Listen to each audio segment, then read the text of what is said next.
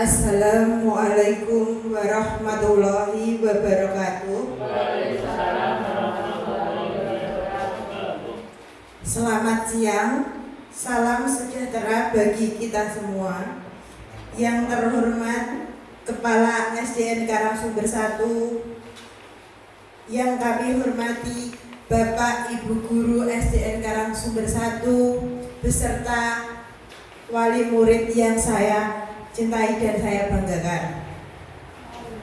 Puji syukur, marilah kita senantiasa curahkan kehadirat Allah SWT, Tuhan yang Maha Kuasa, karena pada kesempatan hari ini, Sabtu 28 Oktober di SDN Karangsumber 1, kita semua masih diberikan kesempatan untuk dapat hadir dan bersilaturahmi dalam kegiatan sosialisasi penerapan budaya positif oleh Ibu Endah Hendraningrum, CGP Angkatan 9. Tidak lupa sholawat serta salam senantiasa kita panjatkan kepada junjungan kita Nabi besar Muhammad Shallallahu Alaihi Wasallam, yang kita nantikan syafaatnya di yaumul kiamah nanti.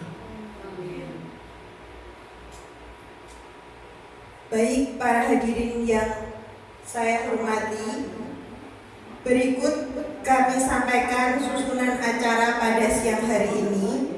Yang pertama, pembukaan. Yang kedua, menyanyikan lagu Indonesia Raya. Yang ketiga, sambutan-sambutan.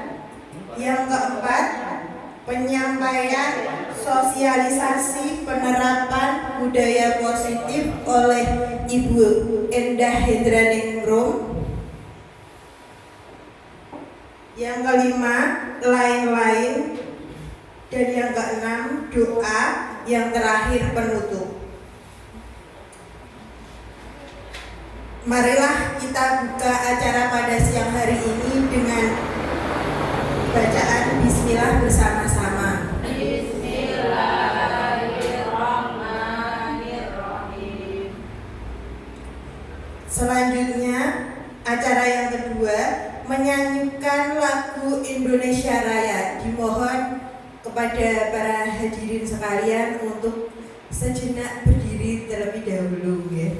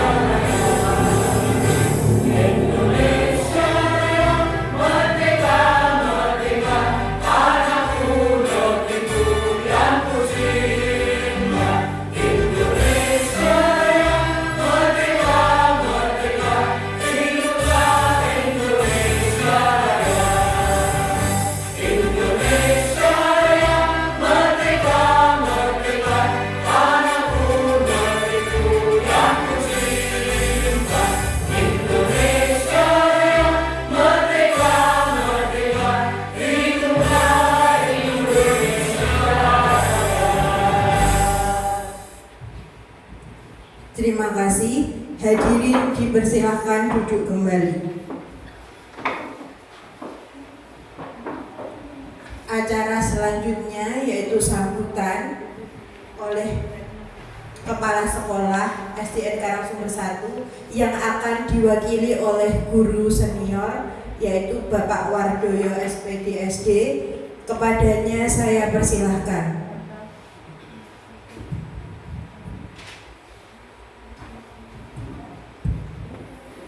Bismillahirrahmanirrahim. Assalamualaikum warahmatullahi wabarakatuh. Waalaikumsalam warahmatullahi wabarakatuh. A'udzu billahi minasyaitonir rajim. Bismillahirrahmanirrahim. Alhamdulillahi rabbil alamin. Wassalatu wassalamu ala asrofil anbiya wal mursalin wa ala alihi wa ashabihi ajmain. La haula wala quwata illa billahil aliyyil azim. Amma ba'd. Dumateng Ibu Kepala Sekolah SD Karangsumber 1, beliau Ibu Endah Hendraningrum, Sarjana Pendidikan Sekolah Dasar yang saya hormati. Bapak Ibu Guru SD Karangsumber 01 yang saya banggakan dan saya hormati. Bapak Ibu Komite, dalam hal ini Bapak Ibu Wali Murid SD Karangsumber 1 yang saya hormati. Sebelum kami menyampaikan dua patah kata tentang tugas kami sebagai guru senior, yang dalam hal ini sebetulnya kalau yang melaksanakan sosialisasi adalah guru penggerak, bukan kepala sekolah. Yang seperti saya ini sebetulnya adalah ibu kepala sekolah. Namun karena dalam hal ini ibu kepala sekolah adalah sebagai guru penggerak atau calon sebagai guru penggerak, maka dalam kesempatan ini saya sebagai guru senior yang mewakilinya. Terlebih dahulu marilah kami panjatkan puja dan puji syukur kehadirat Allah Subhanahu wa Ta'ala, karena atas limpahan rahmat, taufik, hidayah dan inayahnya yang senantiasa diberikan kepada kita, khususnya keluarga besar SD Karangsumber 01 Kecamatan Rimong ini, sehingga sampai detik siang hari ini kami keluarga besar SD Karangsumber 1 dapat melaksanakan tugas dari calon guru penggerak, yaitu sosialisasi penerapan budaya positif di Sekolah Dasar SD Karangsumber 01 ini dalam keadaan sehat walafiat. Tak lupa kedua kalinya kami haturkan sholawat serta salam kepada junjungan kita Nabi Agung Muhammad Rasulullah Sallallahu Alaihi Wasallam.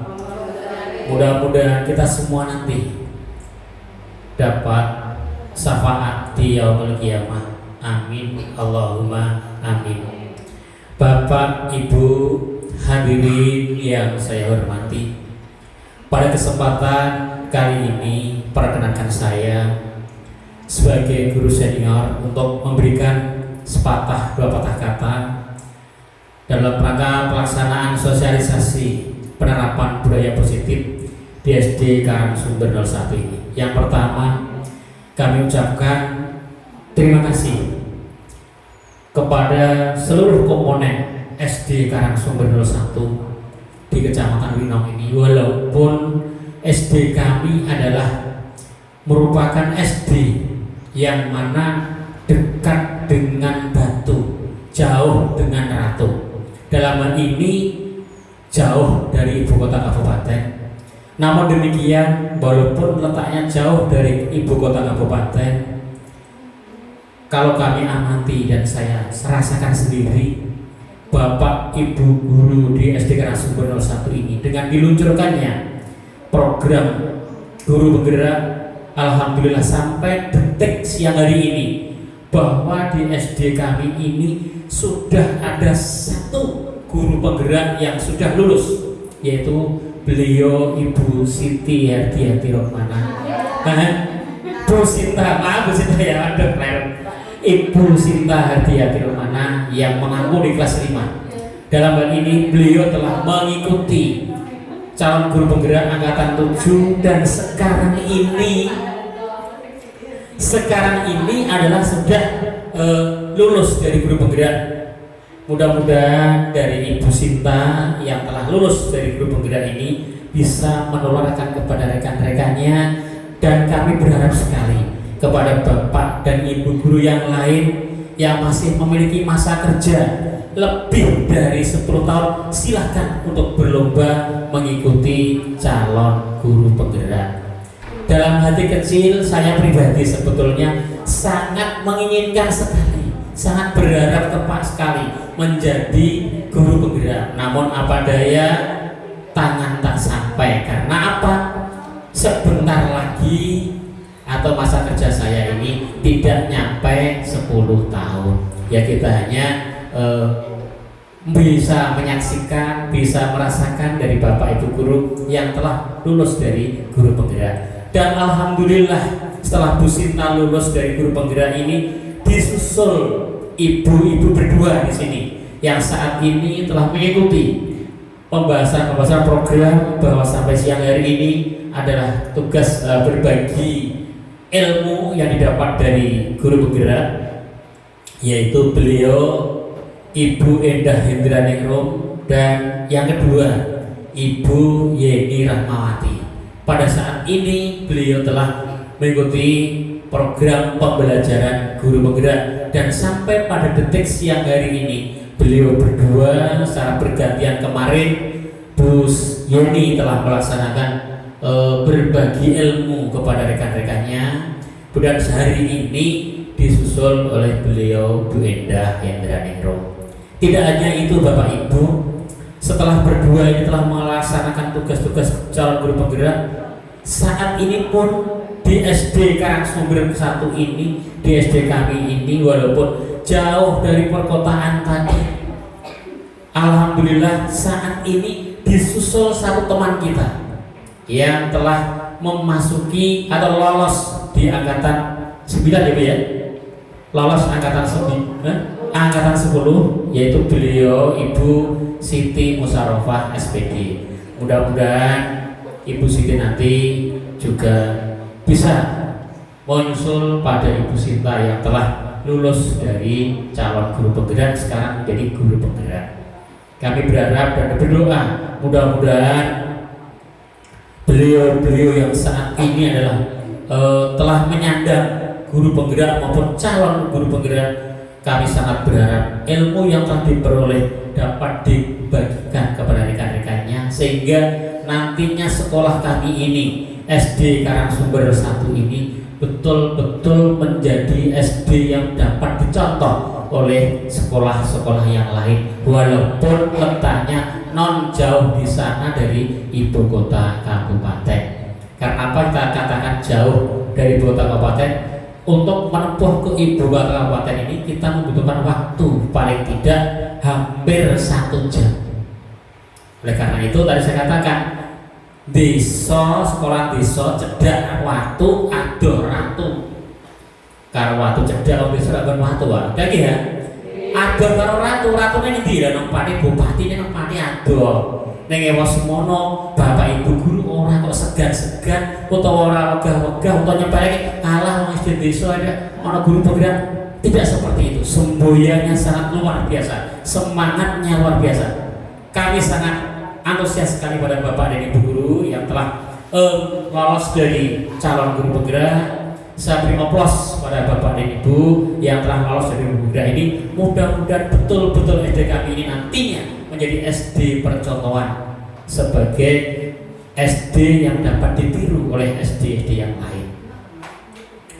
Bapak Ibu yang saya hormati, yang selanjutnya perkenankan saya untuk memberikan ucapan selamat kepada Bu Indah Hendraningrum, yang mana pada siang hari nanti beliau akan berbagi ilmu ya dalam paparan di background sana. Kalau saya lihat, kalau tidak salah baca, karena mata tua ya wis operasi iku penglihatan ya wis kurang, pangrungon ya wis kurang, pengiling-iling ya kurang, opo-opo serba kurang, serba lali, bar yo lali.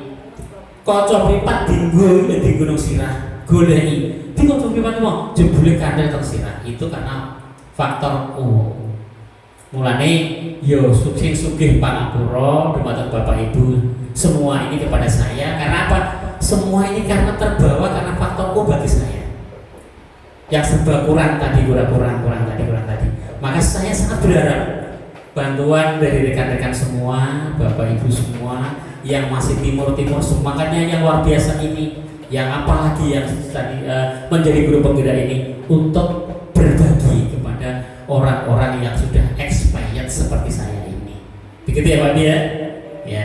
Dan pada saat nanti Ibu Indah bisa melaksanakan sosialisasi atau berbagi ilmu tentang penerapan budaya positif yang akan diterapkan di SD Karangsumber 1. Apa toh jadi? Budaya positif itu apa? Kayak apa? Terus manfaatnya apa? Tujuannya apa? Insya Allah nanti pada kesempatan siang hari ini akan dijelentrehkan, akan dibeberkan oleh beliau Bu Indah Indraningrum. Karena apa? Karena beliau ini telah lebih dahulu mempelajari modul-modul dari calon guru penggerak. Tapi saya sangat terima kasih sekali dengan adanya rekan-rekan yang menjadi guru penggerak ini sedikit banyak ya menambah wawasan bagi saya. Sebagai contoh seperti kemarin pada waktu Ibu Yeni memaparkan atau berbagi ilmu tentang segitiga cinta segitiga segitiga apa ya ini Bu Yeni restitusi tak kira segitiga prostitusi betul ya. Setelah kalau ini memaparkan segitiga restitusi sing kula niku nggih diterangke bar lali masalahnya. Kalau pelajar ke wong sepuh iki sapa apa lalinan. Buat dijelasake nari-nari yo lali. Akhirnya kula takon malih. Sasampunipun kula nyuwun pirsa dhateng Bu Yeni dijelasake ngene lho Pak, segitiga restitusi kuwi nek ana masalah terhadap anak duwe masalah Pak. Iku ora langsung diwirang-wirang karo kancane. Woi, kalau kancan mbek bri nyelok telo, mbek bri nyelok plek. Ora ngono, Pak. Nek bocah dipanggil, ditakoni permasalahannya apa, akar permasalahannya apa. Nek janjanipun dek mono lah sadherenge kula dadi guru zaman kula murid. Wong kula dadi murid barang nggih. Kula niku tok beli nek mono sekolah. Estu. Sekolah wayah ngasuh lunga nyolong telo. Saya betul terjadi salah. Nyolong telo tak bakar, wayang masuk gak ono, digoleki Pak Guru, goleki mobil ketemu nang dadah wong, bakar telo. Akhirnya apa? Kula disekores, gak entuk sekolah. Iku nggih nate kula alami. Dados kula yen jaman sekolah niku hitungane bocah rada gedhe. Mila nek sakniki niku mulang kok duwe murid rada gedhe. Lek ngatasi piye nek bocah niki? Insyaallah kula saged ngatasi bocah sing gedhe-gedhe. Bocah colongan lek ngatasi piye insyaallah nggih kepanggih. Niku nggih. Terus pengalaman kawula soal kados ngaten menika. Nggih, matur nuwun kepada Bu Indah yang mana pada siang hari nanti akan bersosialisasi atau mensosialisasikan utawa keren berbagi ilmu kepada teman-teman yang lain, kepada Bapak Ibu guru yang lain, kepada Bapak wali murid ben ngerti apa itu penerapan budaya positif. Monggo dumateng Ibu Indah mangke kersa beberaken tentang penerapan budaya positif khususnya wonten ing SD Negeri Karangsumber 01 Kecamatan Winong ini. Demikian kiranya kurang pantas dan kurang pas kalau saya bicara ngalor ngidul ngetan ngulon sing gak ono juntrungnya. Saya sebagai manusia biasa yang tidak lepas dari salah dan hilaf. Oleh karena itu apa yang saya sampaikan kalau memang itu baik mari kita gunakan, kita camkan. Kalau itu buruk tinggalkan saja atau kubur ya dalam-dalam. Kiranya itu yang dapat saya sampaikan. Kurang lebihnya mohon maaf. Akhirul kalam bila taufiq hidayah. Assalamualaikum warahmatullahi wabarakatuh.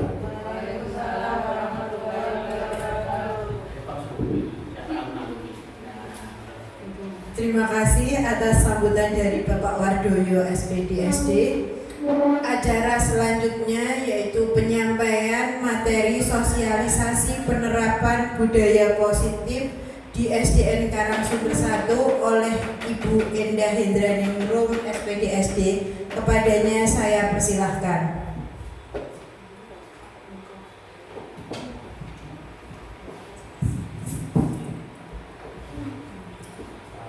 Assalamualaikum warahmatullahi wabarakatuh. Waalaikumsalam warahmatullahi wabarakatuh. Yang terhormat Bapak Ibu Guru SD Negeri Karangsumber 1, yang saya hormati Bapak Ibu Wali Murid SD Negeri Karangsumber 1. Terima kasih atas waktunya untuk menyempatkan diri hadir memenuhi undangan saya ini. Ya, terima kasih, puji syukur kehadirat Tuhan Yang Maha Esa yang selalu melimpahkan rahmat, hidayah serta inayahnya kepada kita semua, sehingga di siang hari ini kita bisa berkumpul dan melaksanakan sosialisasi penerapan budaya positif di SD Negeri Karangsumber 1 ini. Tak lupa sholawat serta salam kita haturkan kepada junjungan kita Nabi Agung Muhammad Sallallahu Alaihi Wasallam yang selalu kita nantikan syafaatnya di hari akhir nanti. Baiklah Bapak Ibu, kita mulai acara pada siang hari ini.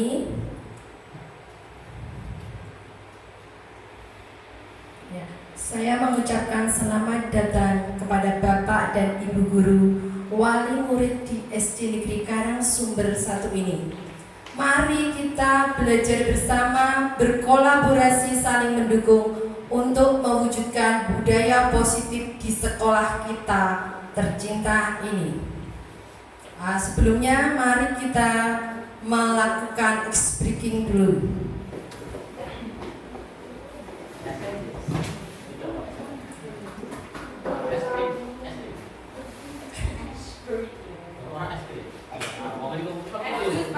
Bapak Ibu dimohon berdiri. Tangan ke atas menggapai bintang, tangan ke samping menyatakan, tangan ke depan ikan berenang, dudukkan rapi siap berdoa. Takut-takutan tangan diputar, lunggu-lunggu tangan digulung. Kita melihat di pada pundak, kanan, kiri, atas, bawah, siap berdoa. Satu jari kanan, satu jari kiri, gabung menjadi dua, buat jembatan panjang. Dua jari kanan, dua jari kiri, gabung menjadi empat, buat kamera cakring. Tiga jari kanan, tiga jari kiri, gabung menjadi enam, buat menara tinggi. Empat jari kanan, empat jari kiri, gabung menjadi delapan, buat telinga lucu. Lima jari kanan, lima jari kiri, gabung menjadi 10, siap berdoa.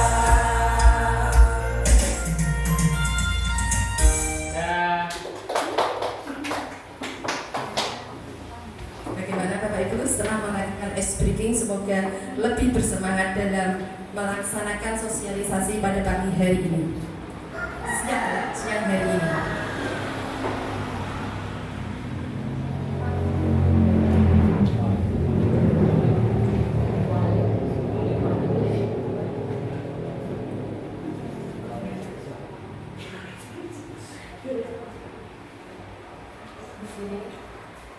Sebelumnya, latar belakang budaya positif.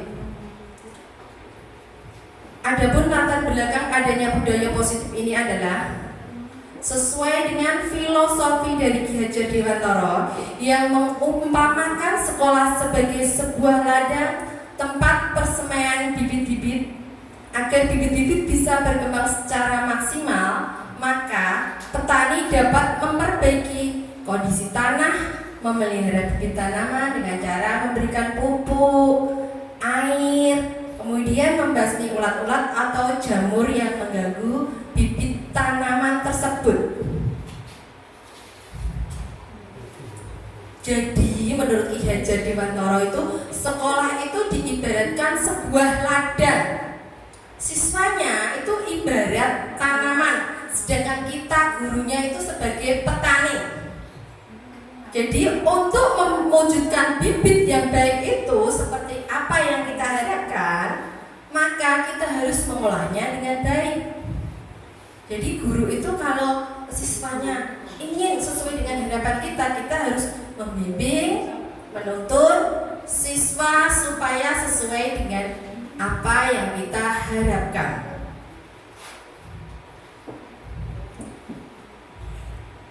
Konsep-konsep budaya positif. Di sini ada perubahan paradigma belajar, kemudian konsep disiplin positif dan motivasi, kebutuhan belajar, kemudian 5 posisi kontrol, keyakinan kelas, serta segitiga restitusi.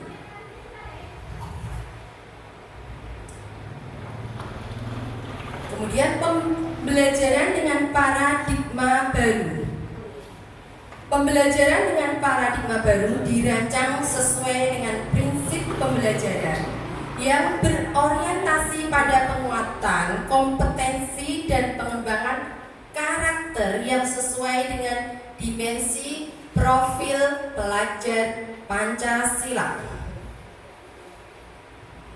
Kira-kira dimensi profil pelajar Pancasila itu apa saja? Beriman dan bertakwa pada Tuhan Ya, betul sekali ya. Beriman dan bertakwa kepada Tuhan Yang Maha Esa, berakhlak mulia, mandiri, bergotong royong, berkebinekaan global, bernalar kritis dan kreatif.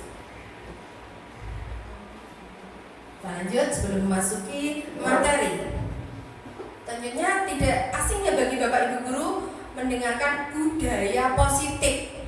Apa sih yang terlintas dalam bayangan kita, dalam otak kita apabila kita mendengar kata budaya positif? Kebiasaan yang baik. Bagaimana Bu? Kebiasaan yang baik. Terus ada lagi? Ya, betul ya, kebiasaan yang baik. Salah satunya adalah itu. Kemudian apakah di sekolah kita sudah tercipta budaya positif? Sudah. Sudah. Contohnya apa? Berdoa sebelum pelajaran dimulai. Iya, berdoa sebelum pelajaran dimulai. Ada lagi? Membaca Asmaul Husna. Membaca Asmaul Husna. Kemudian ada lagi? Jabat tangan. Berjabat tangan. Ada lagi? Iya. Dari yang Bapak Ibu sebutkan itu termasuk budaya positif ya. Jadi budaya positif adalah nilai-nilai, keyakinan-keyakinan, kebiasaan-kebiasaan baik agar seseorang menjadi pribadi yang baik dan bertanggung jawab. Jadi kita sebagai guru itu harus berkewajiban mengontrol perilaku siswa agar sesuai dengan apa yang kita harapkan.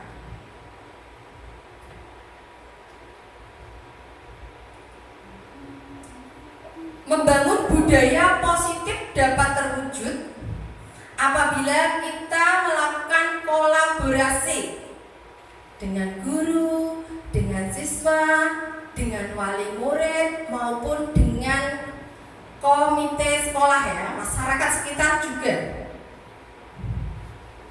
Dalam mewujudkan budaya positif, guru memegang peranan penting karena guru sebagai pamong diharapkan dapat menuntun murid untuk menjadi pribadi yang bertanggung jawab serta memiliki karakter sesuai dengan profil pelajar Pancasila. Terkadang kita itu siswa sering melakukan kesalahan, terus kita terus menghukumnya. Bagaimanakah seharusnya kita ada yang kita bahas, ada beberapa konsep inti dalam budaya positif.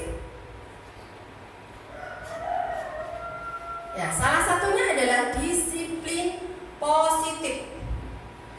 Ketika Bapak Ibu mendengar kata disiplin, apa sih yang terbayang pada Bapak Ibu semua? Tidak telat, ada lagi? Taat aturan. Ya. Ya, bagus sekali. Apa itu disiplin menurut arti katanya? Disiplin berasal dari kata disiplina, dari bahasa Latin yang artinya belajar. Namun kebanyakan orang-orang itu menghubungkan kata disiplin dengan tata tertib yang teratur, kemudian kepatuhan pada teratur. Terkadang disiplin juga dihubungkan dengan hukuman, padahal sesungguhnya berbeda. Karena belajar tentang disiplin positif tidak harus dengan membentuk hukuman. Sebagai contoh, pada saat upacara bendera hari Senin, ada beberapa siswa yang lupa menggunakan topi. Kemudian Bapak Ibu menyuruh berdiri. Nah, itu salah satu hukuman, bentuk hukuman. Ya, itu termasuk bukan disiplin positif. Ya, tapi kita bagaimana caranya supaya anak tersebut tidak melakukan hal tersebut lagi. Karena sebagai manusia tentunya juga punya salah ya. Terus bagaimana kita mengatasinya? Murid yang memiliki disiplin positif akan memiliki motivasi internal yang tinggi dalam menguasai diri untuk melakukan tindakan yang sesuai dengan kebajikan universal. Jadi kita sebagai pendidik, tujuan kita adalah menciptakan anak-anak yang memiliki disiplin diri sehingga mereka bisa berperilaku mengacu pada nilai-nilai kebajikan universal dan memiliki motivasi intrinsik dan ekstrinsik. Nilai-nilai kebajikan universal. Apa nilai-nilai kebajikan universal itu? Nilai-nilai kebajikan adalah sifat-sifat positif manusia yang merupakan tujuan mulia yang ingin dicapai setiap individu. Jadi di sini ada dua teori motivasi perilaku manusia. Jadi setiap manusia melakukan tindakan itu mempunyai tujuan atau motivasi tertentu. Di sini ada dua motivasi perilaku manusia. Yang pertama adalah motivasi eksternal, yang kedua adalah motivasi internal. Jadi motivasi eksternal itu biasanya motivasi yang timbul dari luar dirinya sendiri. Biasanya untuk menghindari ketidaknyamanan atau hukuman. Contohnya datang terlambat, datang tepat waktu ya. Contohnya datang tepat waktu. Kenapa sih kita datang tepat waktu? Kenapa? Kenapa kita datang waktu? Datang tepat waktu? Supaya tidak terlambat. Supaya tidak dimarahi ya. Supaya tidak dimarahi ini termasuk motivasi eksternal. Karena kita melakukannya karena orang lain. Ya, bukan dari dalam diri kita sendiri. Mungkin juga misalkan Bu Siti berangkat pagi. Saya tanya kenapa? Biar tidak ditegur atasan Bu. Itu juga termasuk motivasi eksternal. Kemudian untuk mendapatkan imbalan atau penghargaan dari orang lain. Jadi kita melakukan sesuatu itu supaya mendapatkan penghargaan dari orang lain, bukan timbul dari diri sendiri. Kemudian motivasi yang kedua adalah motivasi internal, untuk menjadi orang yang mereka inginkan dan menghargai diri sendiri dengan nilai-nilai yang mereka percaya. Jadi mereka itu sadar betul dari dalam dirinya sendiri. Misalkan saya datang tepat waktu. Mengapa saya datang tepat waktu? Karena saya sebagai guru harus memberi teladan kepada murid. Itu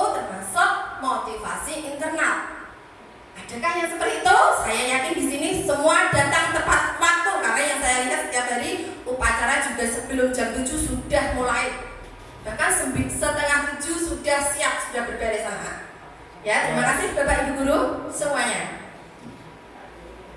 Kemudian sebagai seorang guru, kita hadir tepat waktu. Kira-kira motivasi apa yang mendasari tindakan Bapak atau Ibu guru?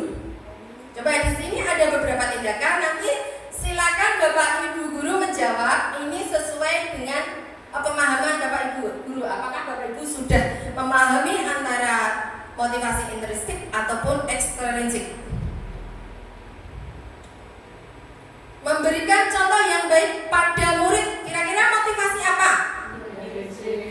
Intrinsik. Kita lihat jawabannya. Intrinsik, betul ya. Kemudian tanggung jawab dan tugas kita menghargai diri sendiri. Iya betul, dari dalam diri sendiri. Kemudian supaya tidak dihukum. Ya. Betul. Kemudian supaya mendapat penghargaan atau pujian. Ya, terima kasih. Ternyata lanjut, hukuman dan konsekuensi. Sebetulnya hukuman dan konsekuensi itu pada dasarnya hampir sama ya, tapi ternyata ada perbedaan. Di sini hukuman dan konsekuensi itu pada dasarnya akan menindaklanjuti suatu pelanggaran ya. Sama sebetulnya, tapi kok ternyata ada perbedaan. Nah, ternyata di sini hukuman adalah suatu bentuk prosedur atau tindakan yang diberikan kepada individu atau kelompok atas kesalahan, pelanggaran atau kejahatan yang telah dilakukan dalam bentuk penguatan negatif. Kemudian konsekuensi, bentuk sanksi yang diberikan kepada pelaku tindakan melanggar hukum sebagai akibat langsung dari tindakannya. Coba, ini ada contoh kasus ya. Bisa dibaca atau saya bacakan? Iya, oke, akan saya bacakan. Iva kurang menguasai pelajaran matematika, sehingga pada saat pelajaran tersebut berlangsung, dia lebih banyak berdiam diri dan menggambar di buku pelajarannya. Pada saat guru matematikanya, Pak Seno, menanyakan pertanyaan, Iva menjadi gugup dan tak sengaja menjatuhkan tasnya dari kursi, serta tiba-tiba menjadi gagap pada saat berupaya menjawab. Seluruh kelas pun tertawa melihat perilaku Iva yang bicara tergagap dan terkejut tersebut. Pak Seno pada saat itu membiarkan teman-teman Iva menertawakan Iva yang tergagap dan malu luar biasa, dan malahan minta Iva untuk maju ke depan dan berdiri di depan kelas sambil menunjuk hidungnya Iva karena tidak bisa menjawab pertanyaan. Akhirnya kelas semakin gaduh dan anak-anak pun tertawa melihat Iva di depan kelas memegang ujung hidungnya. Berarti itu karena tidak menjawab, Iva disuruh seperti ini berdiri kemudian memegang hidung ini. Kira-kira tertawa tidak seandainya seperti itu teman-temannya? Jelas tertawa. Kemudian kita lanjut ya. Dan di sini ada dua pertanyaan. Apakah Anda setuju dengan tindakan Pak Seno terhadap Iva? Sangat tidak setuju. Sangat tidak setuju. Mengapa tidak setuju? Karena dengan hukuman itu Sena menjadi malu dan Pak Seno gurunya. Iva menjadi malu dan menjadi rendah diri. Iya, betul sekali. Menurut Anda, tindakan Pak Seno terhadap Iva adalah sebuah hukuman atau konsekuensi? Hukuman. Iya. Jadi tindakan Pak Seno adalah sebuah hukuman karena itu menyakitkan anak tersebut. Kita lanjutkan contoh tindakan hukuman dan konsekuensi. Bisa Bapak Ibu perhatikan di situ ya. Tindakan Oh ini hukuman. Maksudnya di sini hukuman, di sini konsekuensi, salah ketik. Sesuatu yang menyakitkan terjadi, sedangkan konsekuensi sesuatu yang menyakitkan terjadi tetapi hanya sementara. Kemudian hukuman tidak nyaman untuk murid atau anak dalam jangka waktu panjang. Konsekuensi itu tidak nyaman untuk murid atau anak untuk jangka waktu pendek. Hukuman, murid dan anak merasa tersakiti. Konsekuensi membuat murid tidak nyaman. Lanjut aja ya. Di sini ada beberapa contoh tindakan hukuman dan konsekuensi. Coba. Iya. Mencatat 10 kali karena terlambat masuk sekolah, apakah merupakan konsekuensi atau hukuman? Iya, hukuman ya. Kemudian dilanjut, murid diminta push up karena tidak menggunakan masker di sekolah.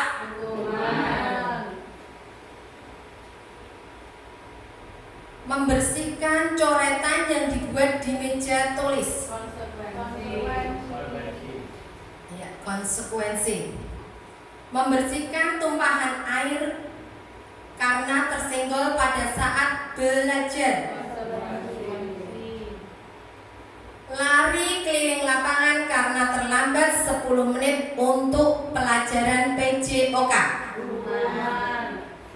Jadi Bapak Ibu sudah paham tentang hukuman dan konsekuensi. Semoga nanti bisa segera diterapkan di SD kita. Sekarang kita lanjut dengan kebutuhan dasar manusia. Kebutuhan dasar manusia itu ada kebutuhan bertahan hidup, kasih sayang, penguasaan, kebebasan, dan kesenangan. Tentunya Bapak Ibu sudah paham hal tersebut. Perlukah dijelaskan? Ya, kebutuhan bertahan hidup, kebutuhan yang bersifat fisiologis untuk bertahan hidup. Contoh makan, minum, rumah, sehat. Ya, kemudian kasih sayang dan rasa diterima, itu kebutuhan untuk memberi dan menerima kasih sayang, penguasaan dan kebutuhan pengakuan atas kemampuan, kemudian kebutuhan dasar kebebasan, yaitu kebutuhan akan pilihan, kemudian kesenangan dan kebutuhan untuk merasa senang. Jadi seluruh tindakan manusia itu tentunya mempunyai tujuan, ya. Jadi kita melakukan sesuatu itu pasti mempunyai tujuan. Doni sering meminta bekal makan siang temannya dengan paksa, termasuk kebutuhan bertahan hidup. Ibu guru tidak menyapaku hari ini, padahal aku pakai jepit rambut baru. Kasih sayang atau yang diterima ya. Aku bosan, masa belajarnya cuma gitu-gitu aja, dengerin ibu guru aja. Kira-kira kebutuhan apa itu? Bosan.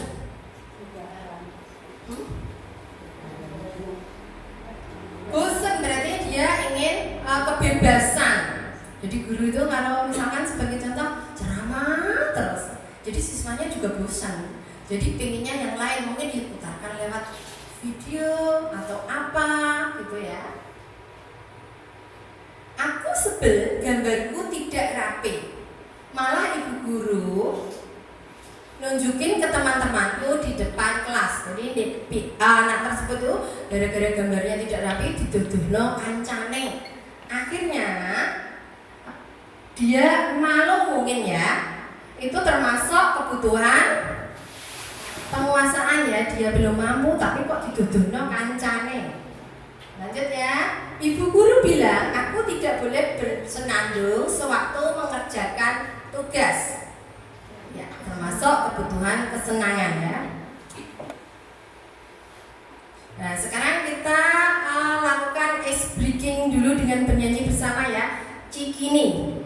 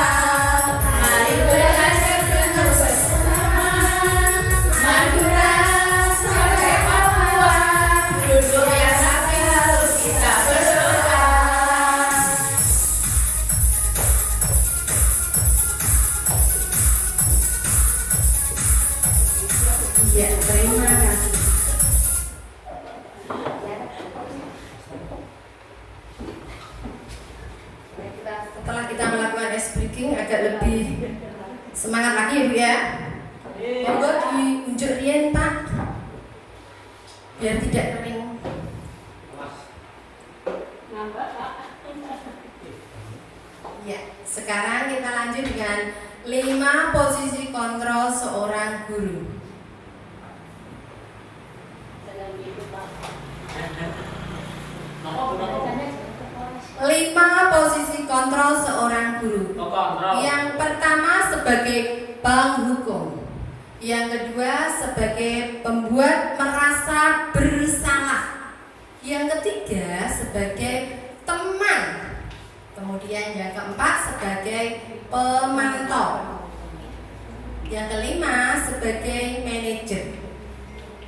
Dan penjelasannya nanti Bapak Ibu guru kira-kira ada di posisi mana ya. Setiap hari kita mendidik siswa, membimbing siswa, kira-kira jika siswa bersalah itu kita ada pada posisi di mana ya, penghukum atau apa ya. Kemudian posisi kontrol yang pertama adalah guru sebagai penghukum. Jadi seorang penghukum bisa menggunakan hukuman fisik maupun verbal. Orang-orang yang menjalankan posisi penghukum senantiasa mengatakan bahwa sekolah merupakan sistem atau alat yang lebih menekan murid-murid lebih dalam lagi. Jadi guru yang sebagai penghukum itu biasanya itu seolah-olah itu harus ditaati peraturan yang ada di sekolah. Contohnya, patuhi aturan saya, awas kalau tidak dipatuhi. Akhirnya cenderung ini menyakitkan bagi siswa. Kamu selalu salah saja ya. Kita lanjut. Di situ termasuk guru sebagai penghukum. Kemudian yang kedua, guru sebagai pembuat merasa bersalah. Mungkin juga tanpa kita sadari kita juga pernah melakukannya. Karena saya sendiri juga seperti itu, pernah melakukan hal tersebut. Pada posisi ini biasanya guru akan bersuara lebih lembut, membuat rasa bersalah, akan menggunakan keheningan yang membuat orang lain merasa tidak nyaman, bersalah ataupun rendah diri. Biasanya Bapak Ibu guru terus dengan berkata, Ibu sangat kecewa sekali dengan kamu. Berapa kali sih Bapak Ibu ingatkan kepada kamu supaya disiapkan bukumu supaya tidak lupa. Nah itu termasuk siswanya menjadi merasa bersalah ya. Kita lanjut. Yang ketiga, guru sebagai teman. Pada posisi ini tidak akan menyakiti murid, namun akan tetap berupaya mengontrol murid melalui persuasi, melalui ajakannya. Posisi teman pada guru bisa negatif ataupun positif. Di situ dijelaskan hal negatif dari posisi teman adalah bila suatu saat guru tersebut tidak membantu, maka murid akan kecewa dan berkata, saya pikir Bapak Ibu teman saya. Murid merasa kecewa dan tidak lagi berusaha. Dan kemungkinan juga apabila sebagai teman, murid tersebut tergantung kepada gurunya ya, karena sudah menganggap gurunya itu sebagai teman. Walah, Bu Siti apikan kok, orang garap tugas lah kok diwarai carane diewangi gitu ya. Kita lanjut. Yang keempat, guru sebagai pemantau. Pemantau berarti mengawasi. Pada saat kita mengawasi, kita bertanggung jawab atas perilaku orang-orang yang kita awasi. Posisi pemantau berdasarkan pada peraturan dan konsekuensi. Sebagai seorang yang menjalankan posisi pemantau, itu biasanya peraturannya apa yang telah kamu lakukan, apa konsekuensinya bila kita melanggar peraturan tersebut. Kemudian di posisi yang terakhir, yaitu posisi kelima, guru sebagai manajer. Nah, disinilah kita harus bisa menerapkan guru sebagai manajer. Sini posisi di mana guru berbuat sesuatu bersama dengan murid, mempersilahkan murid mempertanggungjawabkan perilakunya, mendukung murid agar dapat menemukan solusi atas permasalahannya sendiri. Ya. Jadi seorang manajer akan berkata, apa yang kita yakini dengan halus, bukan berbeda mimik. Kita itu Apa yang kita yakini, nggak boleh seperti itu ya, seolah-olah membentak, tapi apa yang kita yakini, kemudian apakah kamu meyakininya. Jadi siswa tersebut itu merasa dihargai, ya. Jadi tugas guru sebagai manajer bukan untuk mengatur perilaku seseorang. Kita membimbing murid untuk dapat mengatur dirinya. Seorang manajer bukannya memisahkan murid dari kelompoknya, tetapi mengembalikan murid tersebut ke kelompoknya dengan lebih baik dan kuat. Di sini ada contoh-contoh 5 posisi kontrol sebagai penghukum, pembuat orang merasa bersalah, teman, pemantau, dan manajer.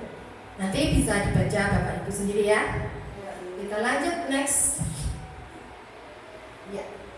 Ini ada beberapa contoh tindakan 5 posisi kontrol.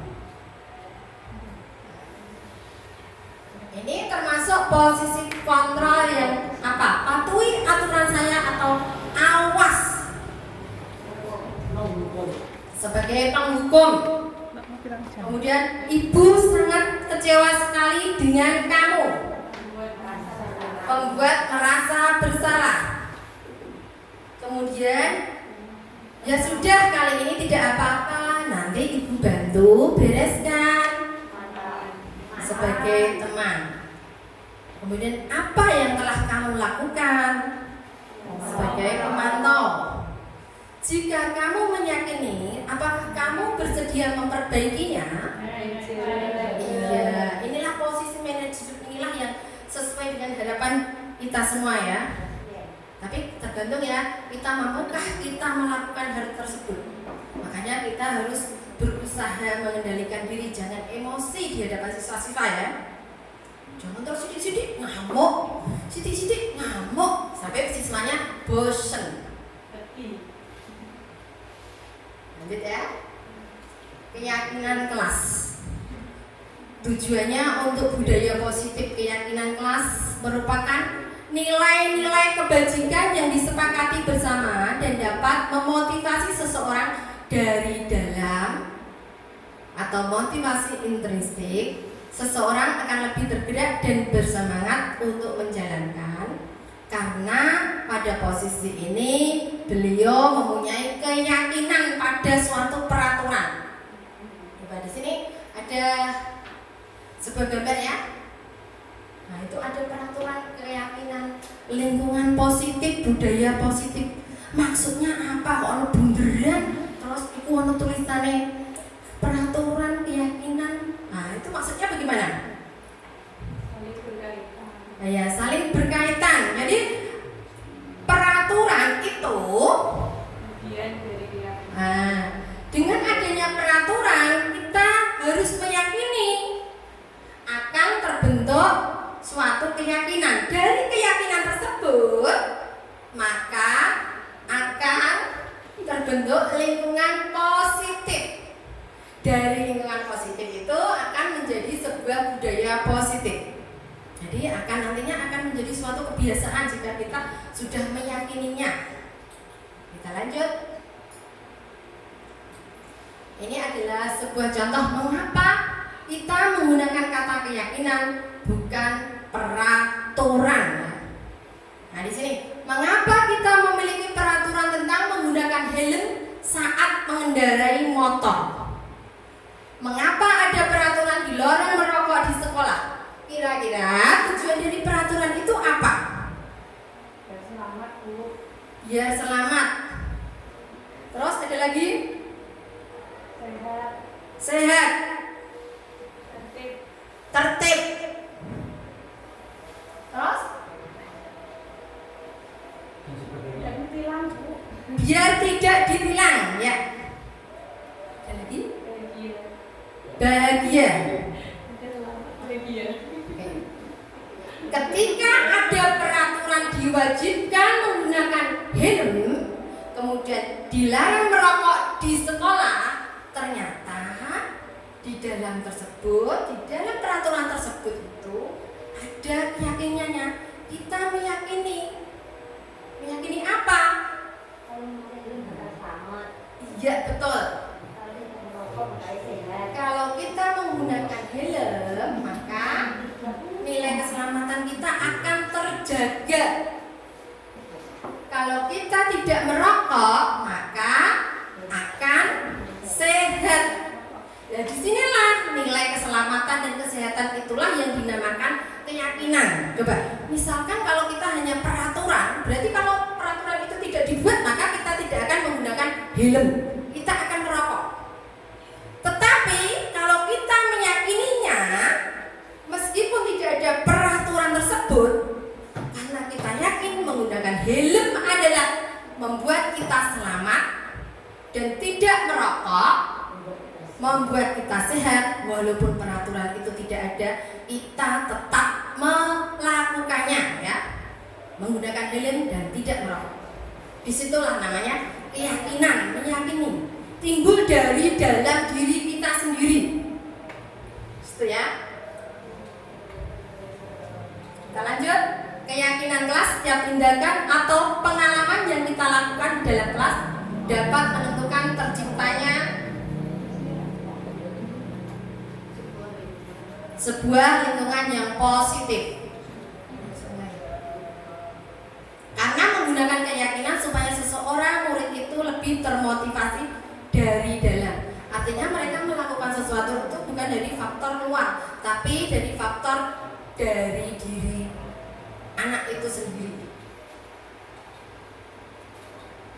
Kita lanjut ciri-ciri keyakinan kelas. Yang pertama, melibatkan semua warga kelas. Dibuat dalam bentuk kalimat positif, dibuat dalam jumlah, tidak dibuat dalam jumlah banyak sehingga mudah diingat, kemudian dapat ditinjau. Contoh pelaksanaan keyakinan kelas: mengenalkan keyakinan kelas kepada peserta didik, kemudian menyusun keyakinan kelas bersama peserta didik, kemudian membiasakan penerapan keyakinan kelas untuk menumbuhkan kedisiplinan pada peserta didik. Sini ada kegiatan membuat keyakinan kelas. Di situ ada gambar. Itu pada saat berdiskusi tentang peraturan. Kemudian merumuskan peraturan menjadi keyakinan. Kemudian menempel keyakinan kelas yang telah dirumuskan. Sekarang segitiga restitusi. Segitiga restitusi adalah proses menciptakan kondisi menuntun bagi murid untuk memperbaiki kesalahan yang mereka lakukan sehingga dapat meningkatkan motivasi murid untuk lebih baik lagi. Lanjut, mari kita perhatikan contoh penerapan segitiga restitusi di sekolah. Jadi ini hanya contoh ya, contoh.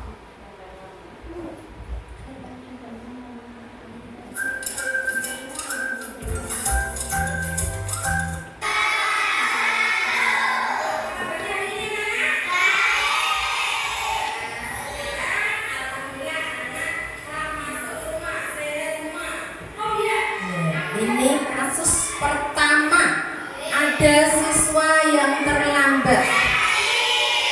Sekti. Sekti tidak terlambat. Guru bertanya kepada teman-temannya, mungkin ada yang dititipi surat izin ataupun yang lainnya.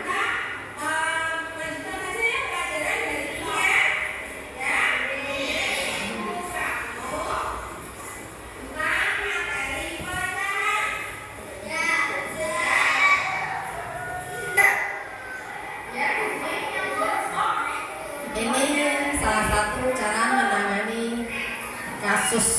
Jadi seketika itu siswa tidak dihukum ataupun diapakan, tapi disuruh duduk langsung mengikuti pelajaran.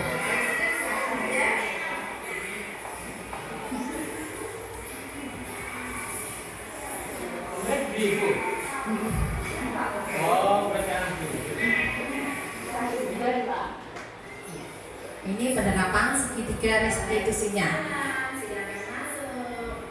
Disuruh masuk.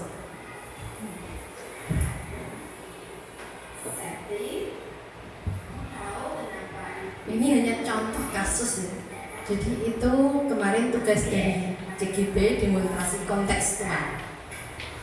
Bagaimana kita menerapkan kasus di SD kita.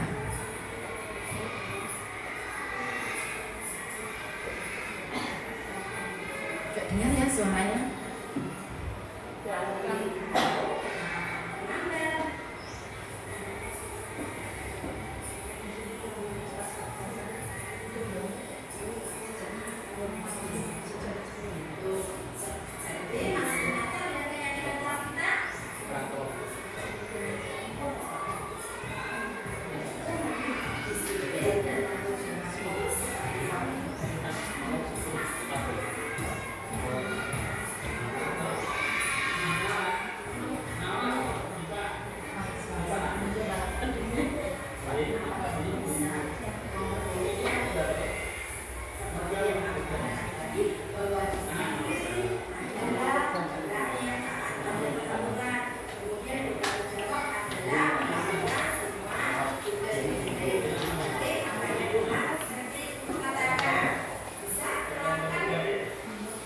Jadi Bu Indah mengajak Septi untuk ke ruangan, kemudian melakukan segitiga restitusi. Mengapa Septi terlambat? Ditanyakan kenapa terlambat. Nah, itu menanyakan identitas, kemudian memvalidasi tindakan, kemudian yang ketiga adalah melakukan keyakinan kelas. Dapat cepat ya.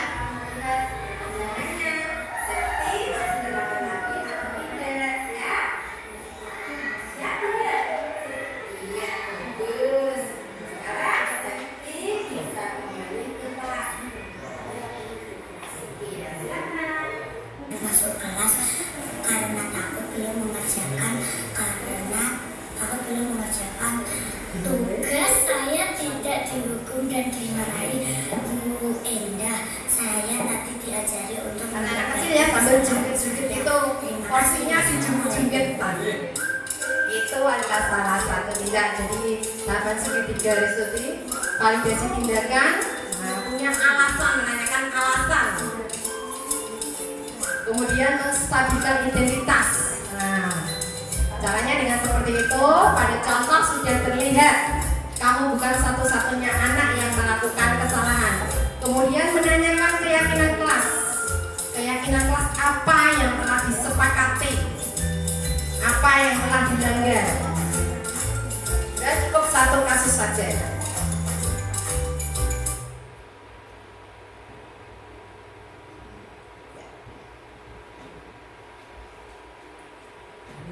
Segitiga restitusi tadi sudah Bapak Ibu memperhatikan contoh penerapan segitiga restitusi di sekolah ya.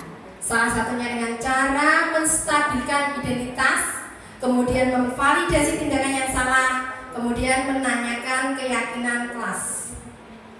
Lanjut tahapan segitiga restitusi. Di situ sudah ada beberapa orang yang merasa gagal karena berbuat yang salah menjadi orang yang sukses, mampu meyakinkan anak, menenangkan dan mencari solusi permasalahannya, kemudian memvalidasi tindakan yang salah, memahami kebutuhan dasar yang mendasari tindakan tersebut, kemudian menanyakan keyakinan yang sudah disepakati untuk mencari solusinya. Dari presentasi saya ini tentang penerapan budaya positif, mungkin dari Bapak Ibu guru ada yang memberikan memberikan tanggapan ataupun yang lainnya.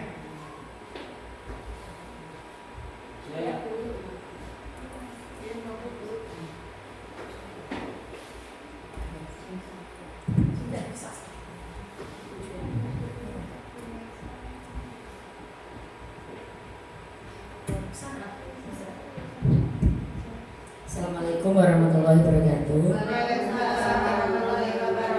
Dari pemaparan Bu Indah tadi tentang budaya positif, saya akan menanyakan bagaimana penerapan budaya positif yang sudah berjalan atau yang sudah ada, yang sudah dilaksanakan Bu Indah. Seperti apa? Jadi penerapan budaya positif di SD saya itu sebetulnya sudah dari dulu sudah ada.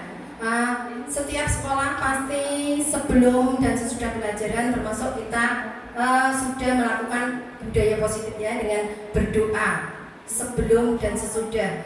Kemudian ada lagi pembacaan Asmaul Husna, budaya 5S, salam, senyum, sapa, sopan, santun. Itu sangat diperlukan bagi siswa-siswi kita untuk mewujudkan karakter mereka supaya menjadi pribadi yang baik dan bertanggung jawab. Kemudian ada lagi biasakan dengan kata tolong, maaf, terima kasih.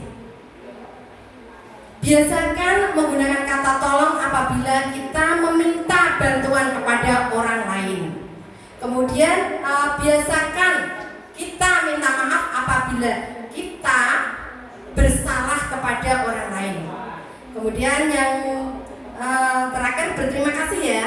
Setiap kita diberikan bantuan berupa apapun, kita itu harus mengucapkan terima kasih. Itu adalah sebuah contoh walaupun kecil bagi kita, hanya ucapan Bu. Tapi kalau kita mengucapkan hal tersebut, maka orang lain akan merasa senang Bu, merasa dihargai, merasa dihormati. Itu pun pada saya sendiri juga seperti itu. Apabila ada seseorang terima kasih Bu, aku merasa senang seperti itu. Anak-anak banyak yang seperti itu. Bagaimana dengan Bu Siti, tanggapan dari saya? Ya, terima kasih ya tanggapannya. Ya, terima kasih. Mungkin ada yang lain? Cukup? Dari Pak Wardoyo biasanya ada.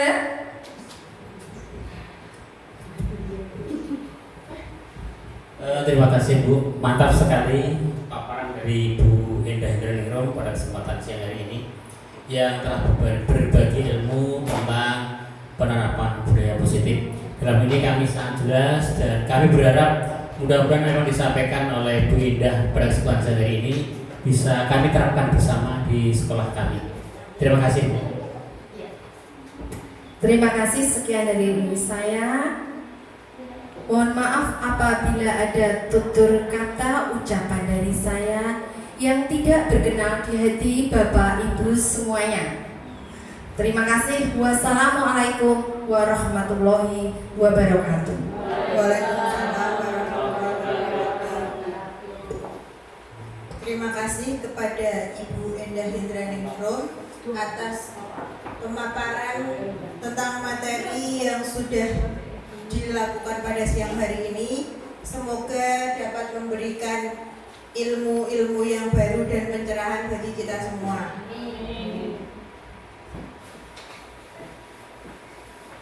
Demikianlah sosialisasi budaya positif dari Ibu Endah. Acara selanjutnya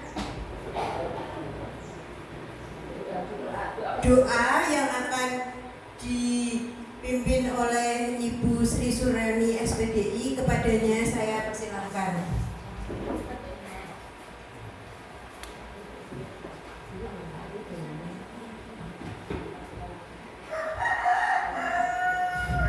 Assalamualaikum warahmatullahi wabarakatuh. Sebelum saya berdoa bersama-sama ya, saya tuh ya Allah kagum sekali. Ternyata ilmu itu membaca ayat-ayat Allah itu tidak hanya dari Al-Quran tapi lewat alam. Ternyata adalah di sekitar kita ya. Jadi di gambaran saya, di otak saya, Masya Allah, itu kalau memang betul-betul diamalkan, Masya Allah, anak itu akan bagus sekali. Itu, hanya itu. Dan semoga membawa kedepannya itu lebih mulia lagi ilmunya. Terima kasih.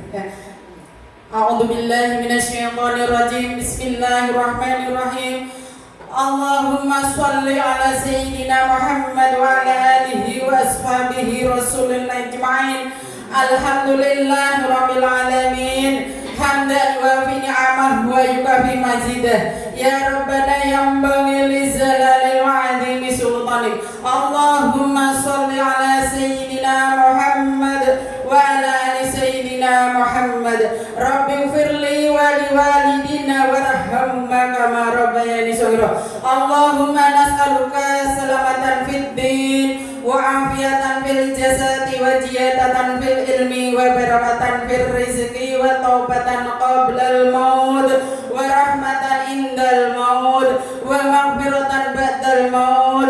Allahumma hawin alaina fi saqaratil maut wa nazatan minan nari wa indal hisab. Rabbana la tuzigh qulubana ba'da idh hadaytana wa hab lana min ladunka rahmatan innaka antal wahhab.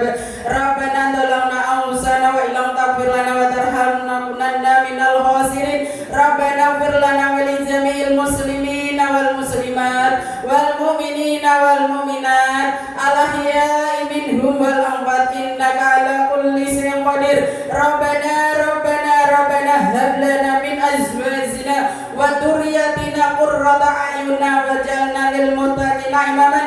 Rabbi hab li minas sholihin. Rabbi habli minas sholihin. Rabbi habli minas sholihin. Allahumma nas'aluka ridhaka wal jannata wa na'udzubika min sakhatika wan nar. Allahumma inni as'aluka bi husnul khatimah. Allahumma inni as'aluka bi anni asyhadu an la ilaha illa anta antal ahadus samad lam yalid wa lam yulad wa lam yakul lahu kufuwan ahad. Hasbunallahu wa ni'mal wakil, ni'mal maula wa ni'man nasir. La haula wa la quwwata illa billahil aliyyil azim. Subhanallah wa bihamdihi adada khalqihi wa ridha nafsihi wa zinatal arsy wa midada kalimatihi. Rabbana atina fid dunya hasanah wa fil akhirati hasanah wa qina adzabannar wa adkhilna jannatal ma'al abrar. Ya aziz ya ghaffar ya rabbal alamin. Wa sallallahu ala sayyidina Muhammadin nabiyil ummi wa ala alihi washabihi wa barakasallam. Subhana rabbika rabbil izzati amma yasifun wa salamun alal mursalin walhamdulillahi rabbil alamin. Lahumul al-fatihah. A'udzu billahi minasy syaithanir rajim. Bismillahirrahmanirrahim. Alhamdulillahi rabbil alamin. Ar-rahmanir rahim. Maliki yaumiddin. Iyyaka na'budu wa iyyaka nasta'in. Ihdinas siratal mustaqim. Siratal ladzina an'amta 'alaihim ghairil maghdubi 'alaihim waladdallin. Rabbighfirli wa liwalidayya wa lil mu'minina amin. Usikum wa nafsi bittaqullah. Wassalamualaikum warahmatullahi wabarakatuh.